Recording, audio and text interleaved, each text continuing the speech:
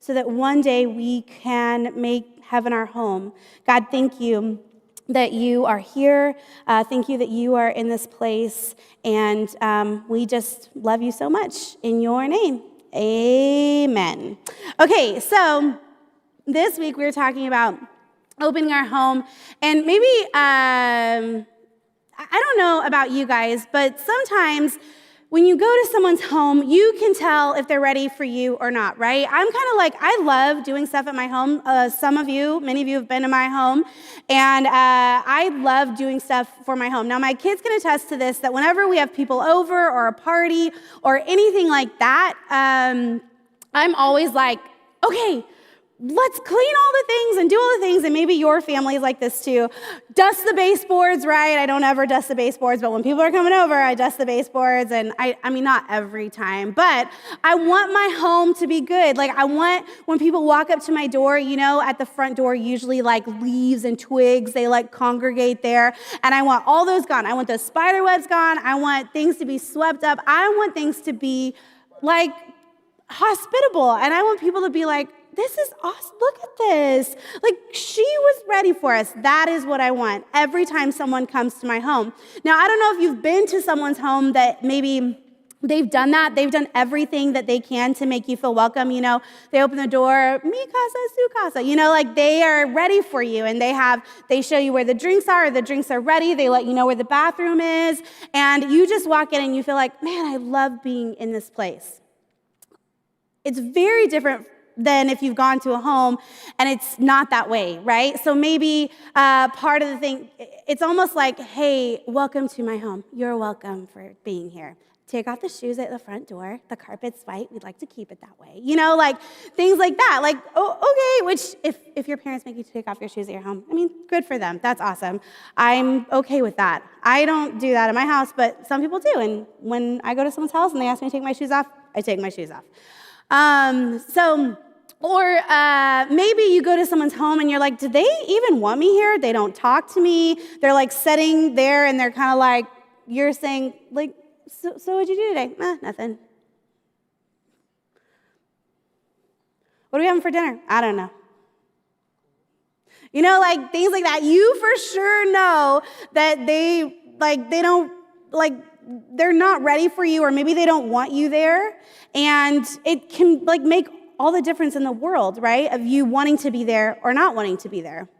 I've been to a place that I love. Maybe some of you have been there before too. Disney World. It's like an incredible place.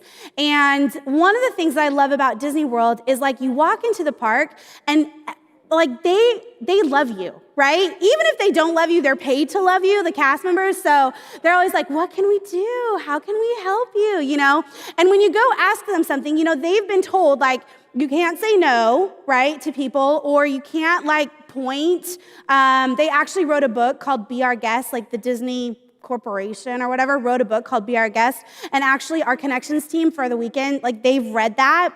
And one of the principles in there is like when someone comes and asks you something, like you can't point to where it is. And so this is something like I work on the weekends here at our services. And if someone were to come and ask me like, hey, could you help me figure out like how to sign up for a baptism? Or can you show me where the restroom is?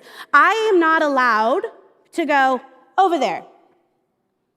Like, I'm not allowed to do that. I mean, I probably am allowed, but someone would be like, if they saw me, they'd be like, hey, next time, here's how you should do that. Walk them over and do that, which I'm a pretty hospitable person anyway, so I like, going kind of above and beyond maybe, or like, hey, is this your first time here? How long have you been coming to Hope? Like, I have all these questions like ready in my brain to ask anyone who I talk to on the weekend. Or on Wednesday night, to be honest with you. I want to know what school you're going to. I want to know about like what you do, what your hobbies are. Like these are all things that I want to know about you. And so Disney is an incredible place because, if you were to say, hey, can I have that thing? They'd say, well, maybe not necessarily that, but let me see what I can help you with. Or, hey, I have to make it to a ride by a certain time or to my show by a certain time. Can I cut in front of the line here at the snack place so that I can get my food? They'd be like, well, let me help you find a snack line that's actually shorter. Like this is the kind of thing that they would do.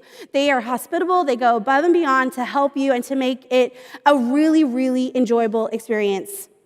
for you. Now, maybe sometime you've been to someone's house or whatever. You're watching TV in the media room or in the living room, or you had a sleepover, it was your birthday or whatever, and you've been to their house, and all of a sudden, like, you don't have what you need.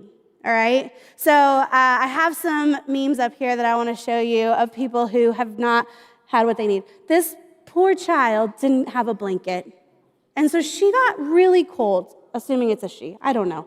But look, she crawled right into the pillowcase, right? This was not a very hospitable home. Now, in reality, the blanket's probably on the floor, and this is just a funny picture, but you get my point. Do we have more? No, I think that might have been it. Okay, yeah. So, my question to you tonight, if Hope students, if we in this room, if we're a family, and Hope Students is our home, how do we make sure that every person that walks into this place feels welcome and invited? I think back to, when Jesus made his arrival here on this earth.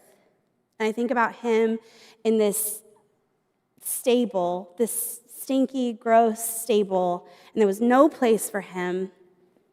And I think about, was that a welcoming place for him? Probably not, right? But we get the opportunity to make this place just an incredible place for every single person who walks through the doors of this place. And hopefully, when you walk through these doors, you're like, man, I love being here. And I want other people to feel that too. Because based on our experience, someplace, it determines our desire to return to that place. So tonight, we're answering the question, how do we open our home and Hope Students well? Anyone can open their home. It could be a bad experience, a good experience. Anyone can open their home, but we want our home to be the best place that it can be because we love Jesus. And honestly, the way that we spread his message is by making this an incredible place so that when you invite your friends or when someone comes, they've heard about Hope Students and they come for the first time, like it's a place that they want to come back to. Now, this is the holiday season. Everybody knows that. And a lot of people come to church in this season, the Christmas season. I don't know if you've looked at our Christmas Eve schedule, but we have 6 services that we're offering, so it's going to be crazy, and every service is going to be so full, it's going to be insane. But what happens is a lot of new people come to Christmas, and they like it, and they see what's going on, and students your age, or maybe parents who have students are like, I wonder what they have for teenagers here. And they find Hope Students, and they bring them, and my hope and my prayer is that when those students come, for the very first time, it's a place that they can't live without. That those CEOs, the Christmas and Easter only crowd, that they find a place that they love and that they want to be a part of. Whether you realize it or not, man, new people are showing up here every week. It's so funny to me because I don't always get to meet new students. I actually met someone tonight, and it's his first time here. But I don't always get to meet new students, but when I'm talking to William at the end of the night, I'm like, hey, how many first-time guests we have? It's so crazy to me because so many times it's like 12, 14, like just crazy amounts where I'm like, they all looked like family, I didn't even realize it. But the way I think that we get people to keep coming back is how we treat them. And the Bible shares with us how we should love and how we should treat each other. John 15:12 and 13 says this, "This is my commandment, love each other in the same way I have loved you. There is no greater love than to lay down one's life for his friend." Jesus shares with us that the way we should love each other is the same way that God literally loves us. In Romans 5:8, it tells us that but God showed his great love for us by sending Christ to die for us. While we were still sinners, Christ died for us. God loves us so much that he sent his son in this form of this teeny tiny baby, so that one day you and I, even in our sin, even in our brokenness, even when we feel like we're not worthy of God, he will accept us and love us and bring us into the family. He did that for us. But he didn't just do that for you and me. He did that for every person that you've ever come in contact and ever will come in contact. I'm not necessarily saying that you should jump in front of a bullet for someone. I mean, it may be. I don't know that the guy in Minnesota, that did that. It was so just heroic and amazing. Maybe that's not what you're going to do. And I'm not saying that necessarily literally sacrificial, but I think that when you decide to follow Jesus, there may be a few sacrifices that you have to make. I think that as Christ followers, sometimes we have to sacrifice things like our comfort. I think that sometimes we have to sacrifice what we want. And so instead of every week sitting by our friends, when we see a new student, maybe we sit by them instead. Maybe we have to sacrifice, talking to the same people every week, and every once in a while finding someone that we don't know and just being kind to them. Maybe we have to sacrifice by when someone comes to us and shares a struggle that they are having, that we immediately in that moment stop everything that we're doing and we pray for them. A 30-second prayer, nothing crazy. You know what I've been doing? I've been doing that lately, and it literally is making such a difference in my life, which is incredible. But it reminds me of that verse in the Bible that says, bear one another's burdens and this fulfill the law of Christ. I think it's in Galatians. It says that, and that's something that I'm practicing, and what I'm finding is that my love for people is growing because I'm doing that. Sometimes we may not know how to love people well, but you know who knows how to love people the best? Jesus. And how sometimes when you spend time with people, you become like them? The more time we spend with Jesus, the more we become like him. And he loves well. You want to love well? Spend more time with Jesus. Man, if you've heard me say that once, you've heard me say it at least 20 times this semester, because I believe that so implicitly, that when we carve out time and we sacrifice time to do something that is different, that God will totally blow our mind, change our perspective, and he will begin to move in ways that we don't even understand or know. And then all of a sudden, we look back and we see what God has done, and we're like, oh my gosh, look what God is doing. And we literally get to see people's lives being changed. We see miracles happening. We get to do that. To love God well, which I hope is our prayer and the thing that you and I are striving to do if you're a Christian in this room. To love God well, we also have to love people well. That's the whole reason Jesus came to this earth, is so that we can together bring as many people as we can to know Jesus. If we love God the most, we will love others the most.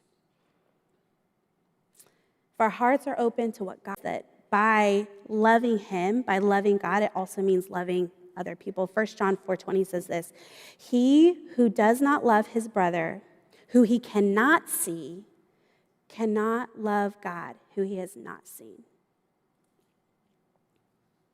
He who does not love his brother, who he can see, cannot love God, who he has not seen. All these people in this room, we see them. Some of them we know, some of them we don't. That's okay. But God literally is saying, how can you love me if you can't love the people around you? Someone hard to love, someone that's difficult. There are a lot of difficult people in this world. And I get it. I've run into some of them. I ran into one today, honked at me while I was driving. Made me so mad. I came into work today hot because I was like, how dare they? I don't even know them. And then all of a sudden I'm feeling convicted because when my kids are riding with me, they're like, is it really that big of a deal that they honked at you? And I'm like, yes, it is a big deal. I wasn't doing anything wrong. This guy just wanted me to turn on a red light. And I was like, no, I'm waiting because I don't feel safe turning yet. Okay, sorry. Woo, there we go. Someone hard to love, this gentleman in the 4-door Dodge Silver pickup. Who's very hard to love. Dodge pickup, that's it. Dodge pickups. Yeah. Ephesians 4:1-3 says, "Therefore I, a prisoner for serving the Lord, beg you to lead a life worthy of your calling. For you have been called by God, always be humble and gentle, be patient with each other, making allowance for each other's faults because of your love. Make every effort to keep yourselves united in the Spirit, binding yourselves together with peace." If we want to live a life worthy of the calling that God has given us, then we have to do it humbly and gently. This fall, we did a study with some students in here, actually, on the book of James. And in James 4 or 3, now I can't remember, but it's 3 or 4, it was talking about our speech. And one of the words that caught me off guard was to be gentle with my speech. And so today, when this man passed me and he was going like this to me, and I said, "Calm down." Literally, you guys, I was not showing Jesus today. One of the reasons I don't have a Hope bumper sticker on my car. But you know what? If I put it on there, it might actually help me act better. And I was like, "Calm down." That was not gentle with my speech. I actually had to write, if you've been in my office lately, I wrote in sticky notes on my monitor, GENTLE, gentle. Be gentle with my speech. Because it's a struggle for me. Being gentle, I'm pretty forward, I'm pretty sarcastic. I say a lot of times what I need to say, and sometimes what I need to say, I don't choose to say it gently. And that's something that I need to work on as someone who loves Jesus. This verse is very clear. Always be humble and gentle. Maybe that's something you need to work on too, but boy, when I was reading this, I was like, oh. The way, though, that we become more humble and more gentle is by spending time with Jesus. That's it. When you think about it, how often are you patient with others?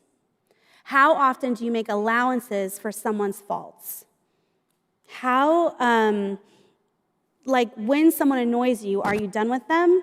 Or like the Dodge pickup? Are you done with them, or do you literally say, "Man, I'm going to be gentle, I'm going to be quick to forgive, slow to speak"?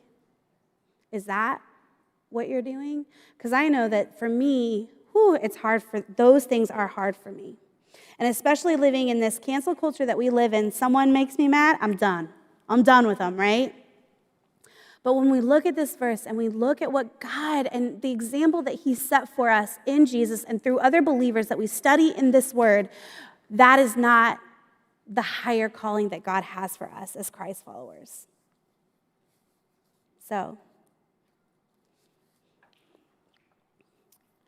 my hope and my prayer, and I said this again and again and again, is that this room is full of teenagers. Are we ready? Are we ready to welcome them with open arms and be hospitable? Because here's what I know. This baby that was sent to us years ago and that we're celebrating this whole season, he accepted us. He looked past all of our annoying traits, which I have a lot. He looked past all of our brokenness, all of our sin, all of the things that kept us far from him. He looked past every single one of those, and he opened the door for us to live a life with him. And if he did it for us, he can do it for every single person that we've ever come in contact with. So when there's someone new in your small group, man, take a few minutes and just get to know them a little bit. Ask them how they're doing. Ask them, did they move? All the questions. I don't have to tell you how to have a conversation. All of you are basically adults, so you know how to have a conversation with someone. But take the time to do it so that as we do that, we can build the kingdom. Because the whole reason that we have this is because of this baby Jesus that was born so long ago. And he left his home so that he could come here and that you and I could find a home in him. and all that he has for us and all that he's given us. So this might feel, I'm looking at the time, this might feel a little bit strange, but we're going to do it anyway. I love it.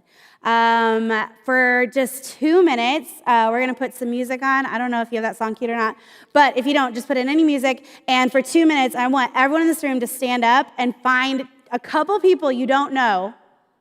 You don't know. I'm talking about you don't know them, all right?